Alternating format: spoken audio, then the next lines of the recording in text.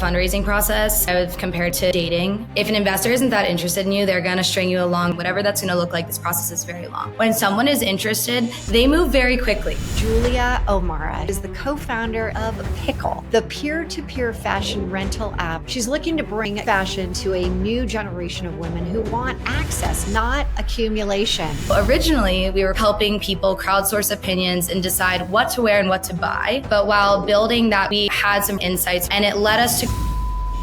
You left Blackstone, a steady income. How did you pull it off? I did have conviction in the idea, but I think more importantly, I had conviction in...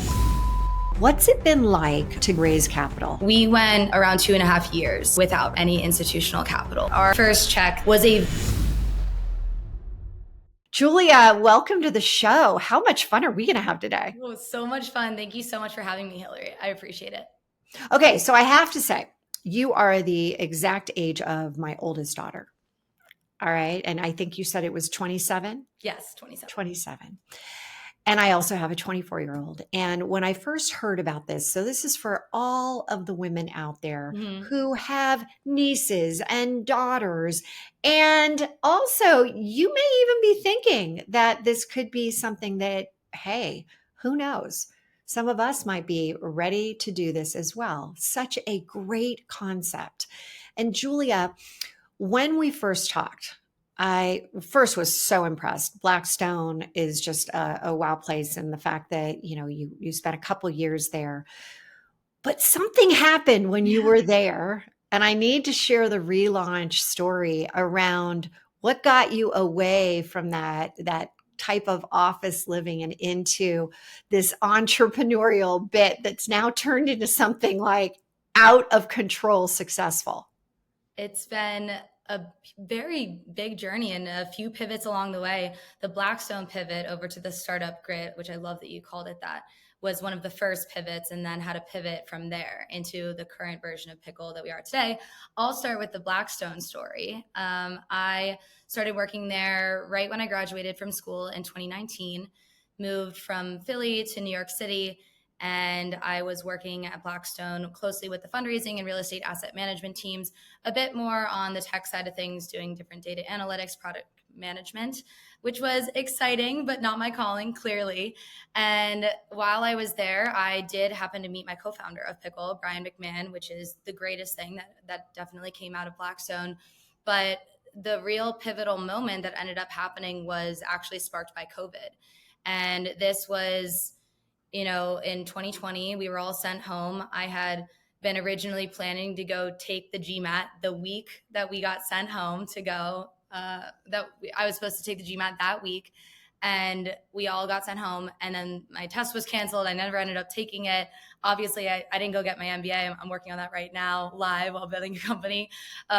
Is the joke that I make, but I'm not actually getting my MBA. Don't worry. Yeah. No. I caught that, but thank you for making sure everyone realized. Yeah, you're getting that like hands-on experience. School of Hard Knocks, girl, MBA. The hands-on experience. And what that did for us was it gave the space outside of those office hours. And I think I quickly realized that while I loved the coworkers that I was working with and was definitely down to work really hard at Blackstone, it was an amazing first job, the content and what I was actually doing, I wasn't super passionate about. And so when Brian and I, outside of working hours, started working on the first version of Pickle, it started to be this thing that I was only thinking about, and it was encompassing all of my extra time, and I was working until 1 a.m. on it and working on it on weekends. And okay, but before you keep going, you're saying Brian and you were working on this first concept of Pickle. Yes. What was the first concept of Pickle? What was that?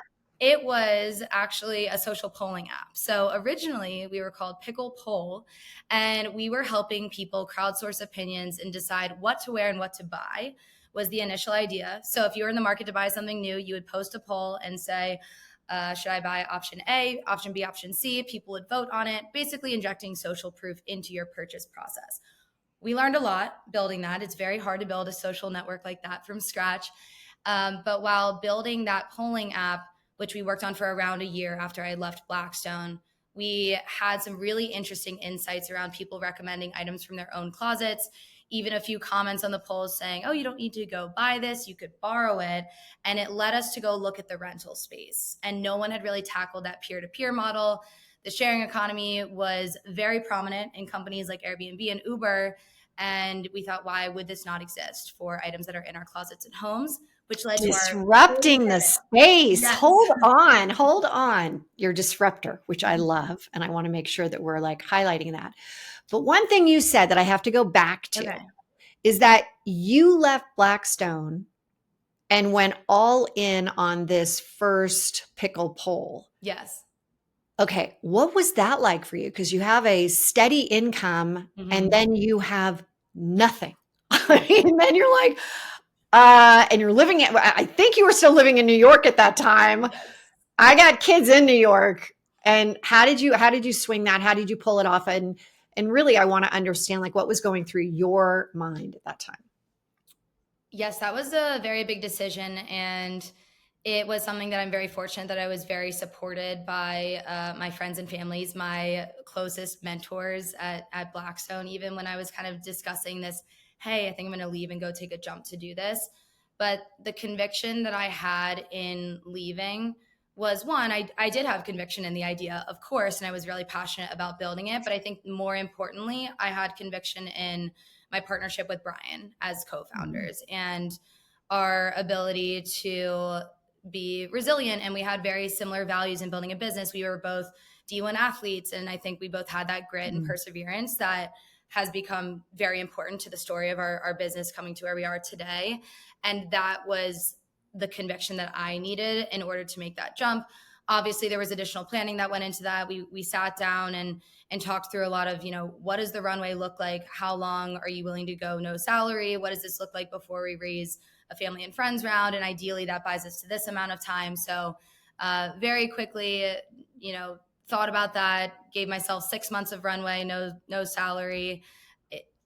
It wasn't exactly that when the story went on, but that was what I had decided and made myself comfortable with, and had support of my family and friends and said, hey, you should go for this. And my mentality around it was, if it doesn't work out, then this could be a really good interview story for going back to corporate America if I needed to. And fortunately, I have not had to do that, but that was. Well, no, look at what you've done, and in such a short amount of time. So, all right, we started to go down the disruptor part of this, and you looked at Airbnb, you looked at some of these other companies and thought, people are renting everything.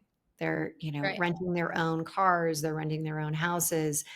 And you thought, okay, what if? Now, at that time, was Rent the Runway out there? Was The Real? So those were already there, but that's a different model because they own the products. They own the inventory. Often they have a subscription-based model where you're getting multiple items, you're committing to something month over month.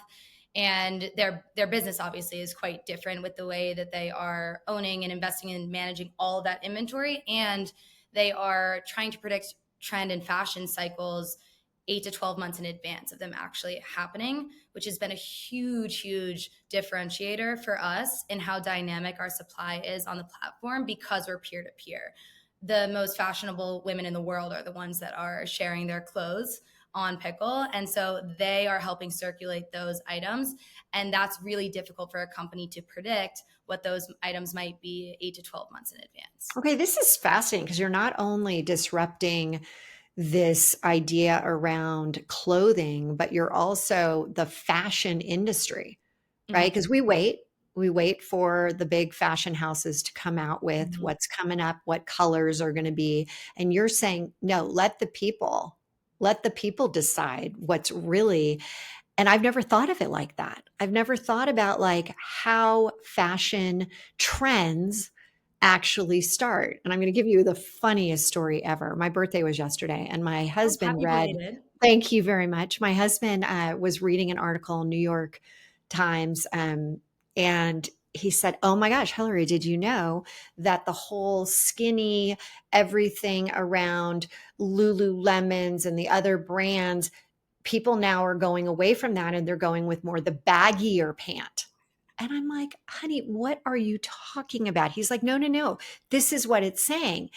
the fashion houses haven't caught up yet, but this is the look. This is what's happening. So then yesterday, he gives me 3 pairs of these like bigger, baggier, Wide leg bolder. trousers. I Yeah, love it's just so funny. And I'm like, it's that type of momentum, right? it. Somebody says something, an influencer comes out wearing something that she just decides, and then people want to do it. So I think it's brilliant. I love the concept. Now, you did say there are people, because your target audience is what?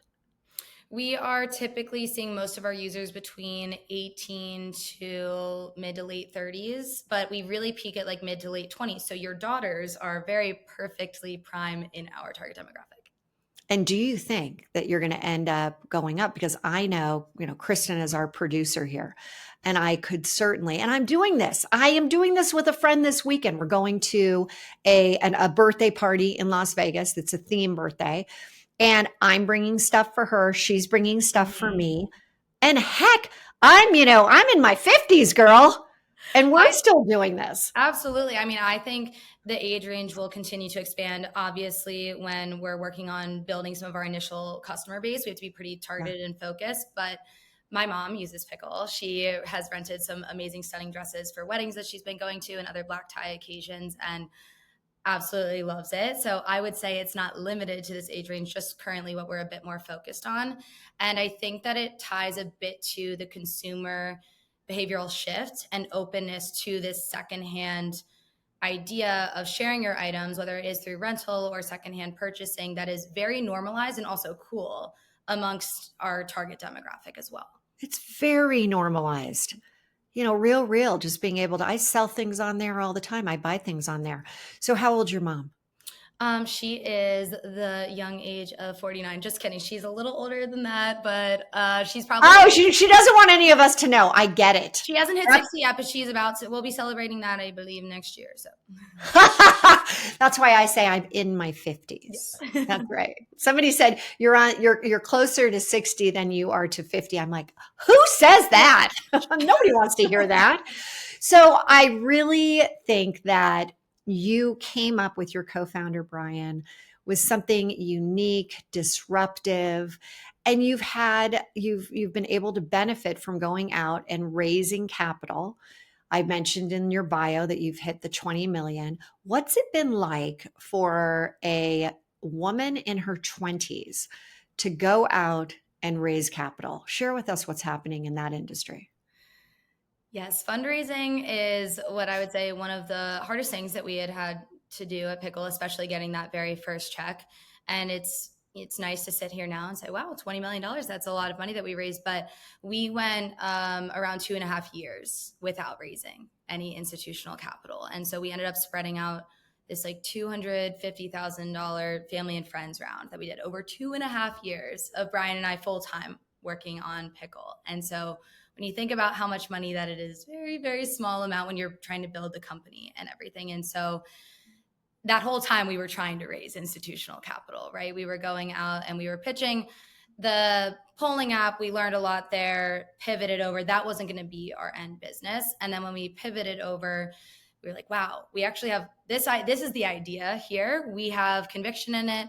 And we started to have really, really early signs of stickiness and retention that were not present in our first version of the app. And that was an indicator very quickly that we were onto something. But for that, again, that first year after we had pivoted, because we pivoted May of 2022, our first institutional check was in June of 2023. So we had gone years at this point without having enough capital to go properly buy strawberries at the grocery store, whatever that was. I get that. We had a lot of no's over and over again. There were a lot of people too, and investors that we would meet with, where Brian and I had this great setup of certain aspects of the business that we were talking about. A lot of my aspects were very customer related and focused on our growth and our plans. And I am one of our target customers and everything, but we would have meetings sometimes where people wouldn't even ask me questions. And that happens sometimes. You're talking to investors that assume that the man in the room might be the only person that's going to answer the questions.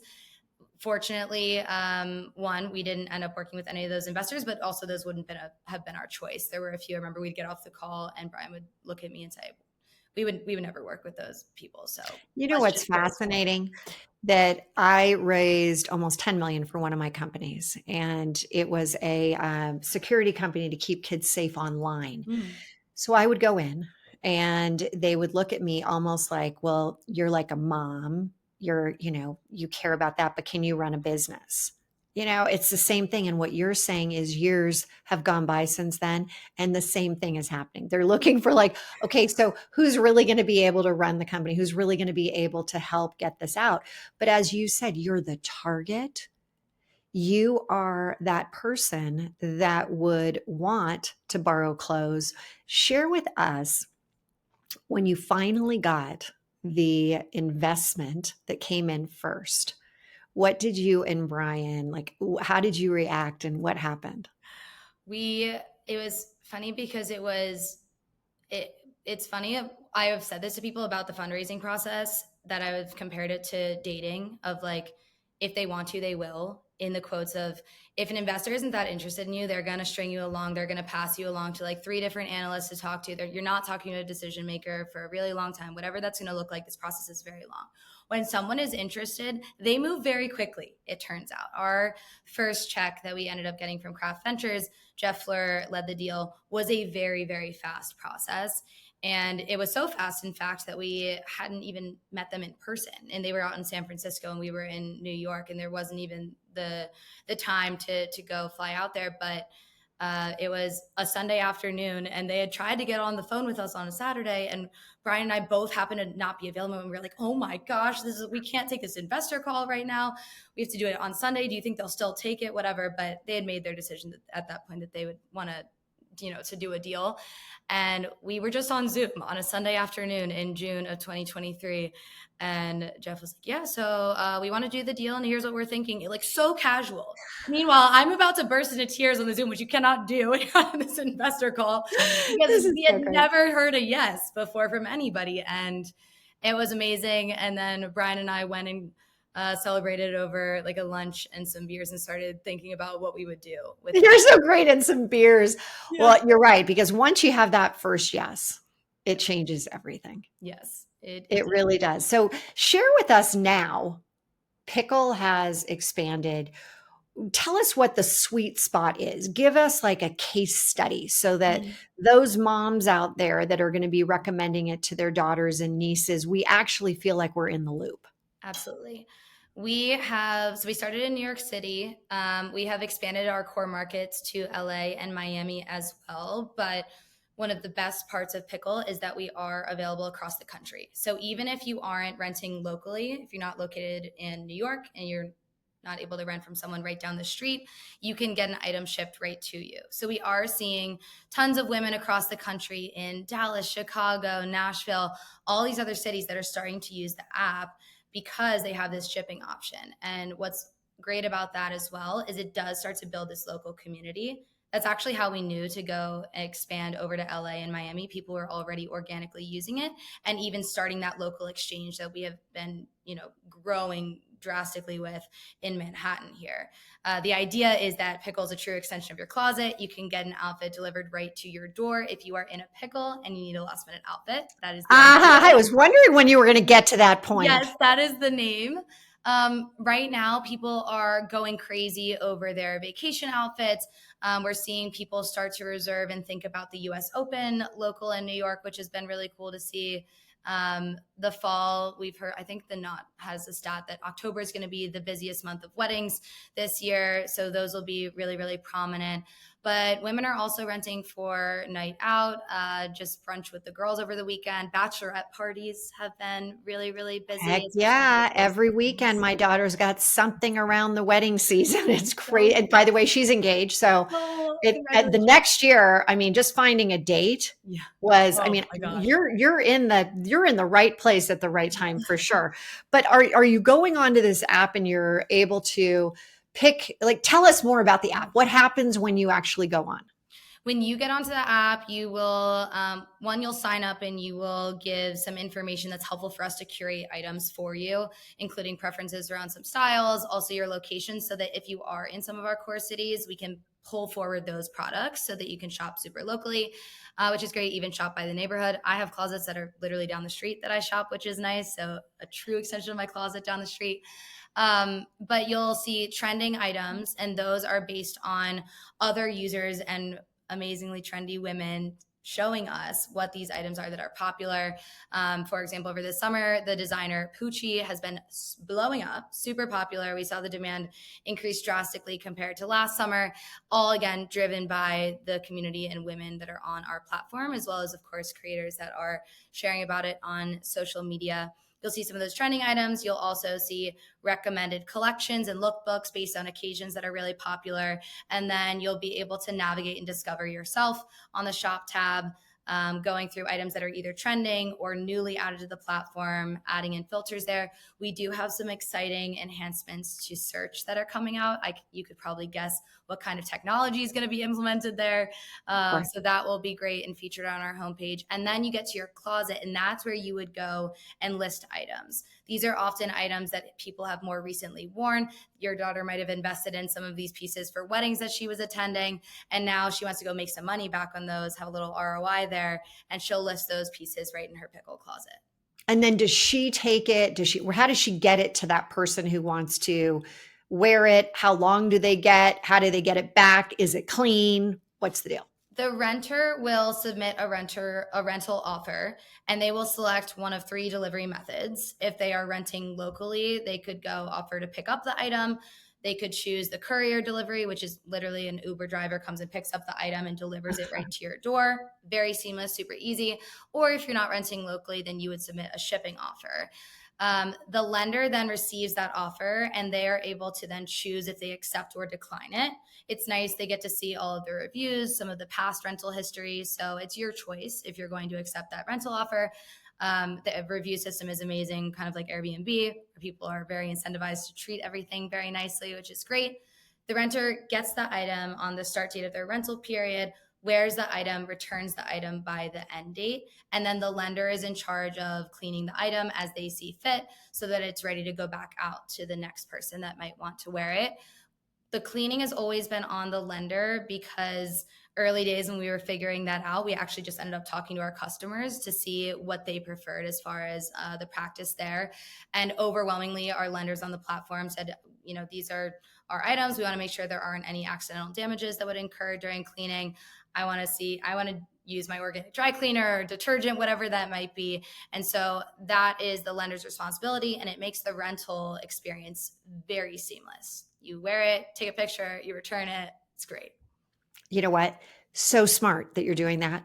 When we lived in San Francisco, we were in a high rise, and my husband took one of his shirts to the dry cleaner, and he had more than just the shirt. So a bunch of items came back, and it was a blue long sleeve shirt, business shirt.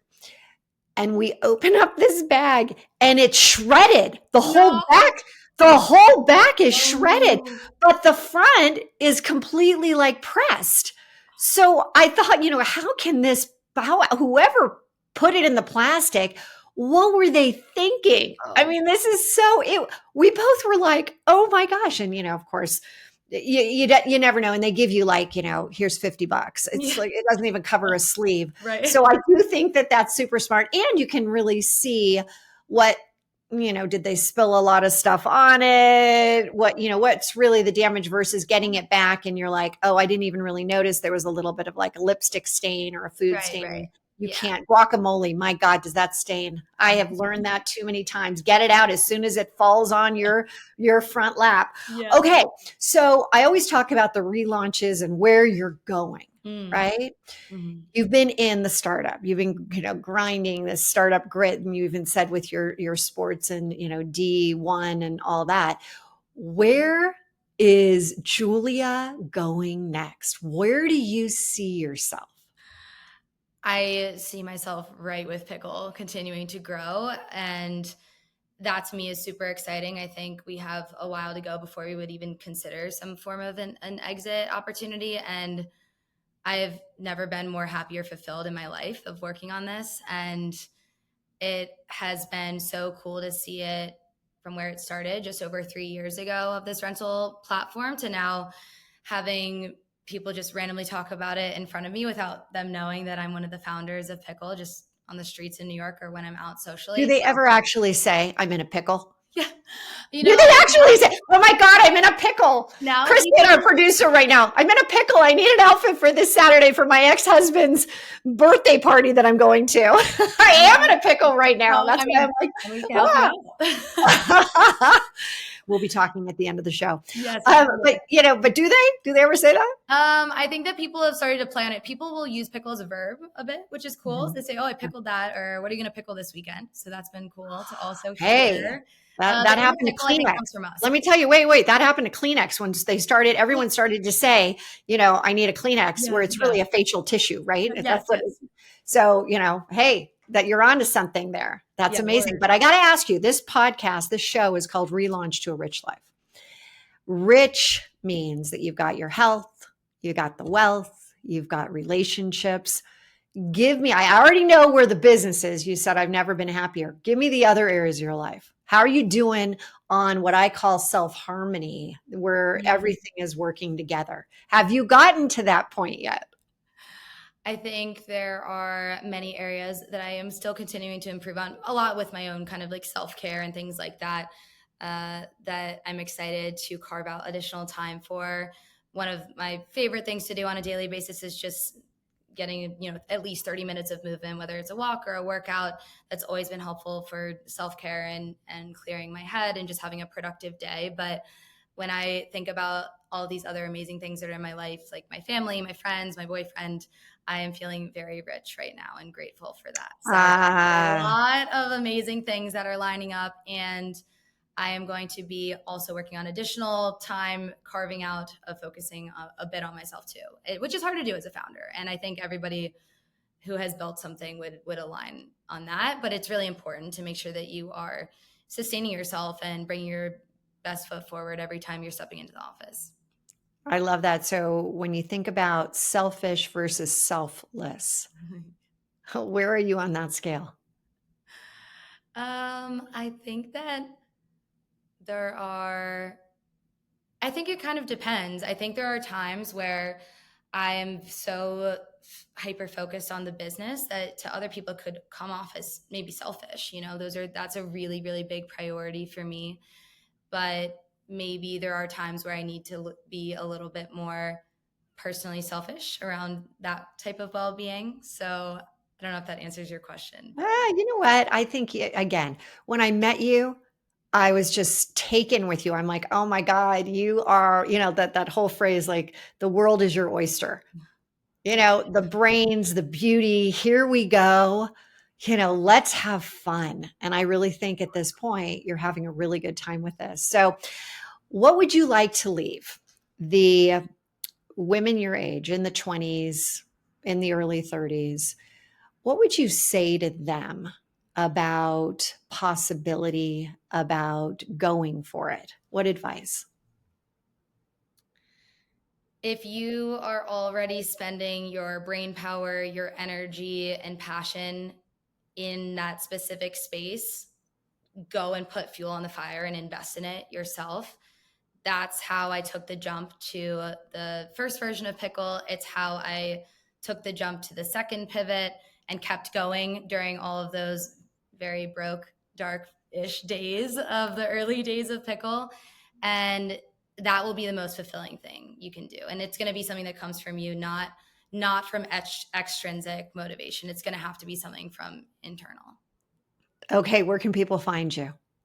You can find me on social media. Most importantly, you should find Pickle on social media at Shop on Pickle, as well as in the App Store to download and check it out. At On social shop, at Shop on Pickle. shop Yes. on Pickle. We will have this in all the show notes. So great. Yes. And Okay. we need to support Julia, Brian, this whole idea. I love what you're doing. For all of you moms out there that we are still buying our kids the clothes. This is a Send them perfect the link. segue. Send them your referral link. Send them the link. I am sending both of my daughters the link Yeah. for sure. For sure. Well, any last kind of like takeaways that you have learned about fashion right now? Where are we going in this fall timeframe? Fall. I think that it is going to be a really fun. I think there's going to be a bit more maximalist this fall, given some of the patterns over the summer, especially with that Pucci and Missoni moment. I think burgundy and brown will continue to have a moment. Polka dots have still been trending that I think will be infused into some of the fall fashion a little bit here and there. And I think capris are still going to have a moment. You know, those matching sets with the little capris and the cute tops. I think those will be here to stay. So, Okay, so is my husband E on the right track that women are going to be wearing for athletic, for casual, these bigger, baggier pants? the wide leg trouser look, the baggier pants, I think are also here to stay. But you know, we had some really amazing looks with the skinny jean that were out for a bit that were coming back last fall with some really cute rider boots. So I think that could also be happening again this year. All right, everyone listening, get out those polka dots. Yes. I keep putting my polka dot jacket away and then I pull it out. I Bring never it will back. give it away. It's in and then it's out. In, out, in, out. But Ellen. it always comes back. Yeah. Well, Julia, what a pleasure. It's Julia O'Mara. You guys have to check this out.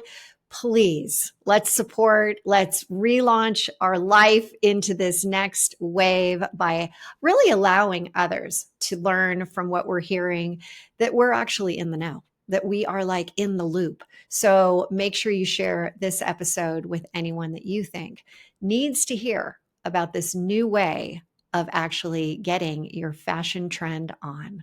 Take care, and we will be back again next week.